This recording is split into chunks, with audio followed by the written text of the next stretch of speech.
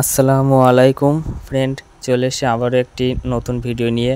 Friend, গত ভিডিওয় দেখিয়েছিলাম আমি ড্রাগনের ক্যারেটে তরমুজ দানা বসিয়েছি, তরমুজ হয়েছিল। সেই সময় দেখিয়েছিলাম, এই যে ভিডিওটা দেখছেন এই ভিডিওটাই দেখিয়েছিলাম।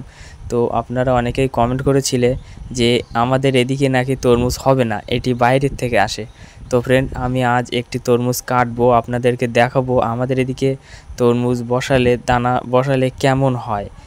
তো আশা করি নিশ্চয়ই তরমুজ যখন হয়েছে মোটাও হয়েছে, আমি আশা করি ভিতরে লাল হবে, ভালোই হবে। তো ফ্রেন্ড, আমি আজ একটি তরমুজ কাটবো, আপনারা দেখতে থাকুন। এই যে দুটি আছে, এর থেকে একটি তরমুজ প্রায় 1.5 কিলো ওজন হবে, 1.5 থেকে 2 কিলো ওজন হবে। বেশ বড় সাইজ হয়েছে। আসলে ফলের ক্যারেটে মাটিতে থাকলে যেমনটা হয় এখানে অতটা বড় হবে না, তবু দেখুন বাইরের থেকেই লাল হয়ে গেছে, আশা করি ভিতরটাও লাল হবে। তো ফ্রেন্ড, আপনারা দেখুন। আসলে আমাদের এদিকে যদি তরমুজ চাষ করা হয় তাহলে হবে, এতে কোনো ভুল নেই।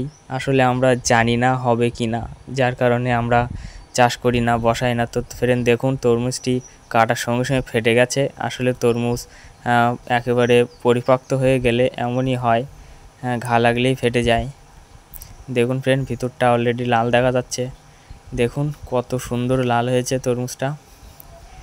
দেখুন, আপনারাও চাইলে আপনারাও ফলের ক্যারেটে এভাবে বসাতে পারেন, খুবই ভালো। এখন সব জিনিসেই ভেজাল মিশানো থাকে, ভিতরে রং করা থাকে। আমি তো গাছ থেকে পেড়ে দেখালাম, দেখুন কত লাল। এভাবে বাড়িতে তরমুজ গাছ লাগিয়ে তরমুজ খাওয়া খুবই ভালো।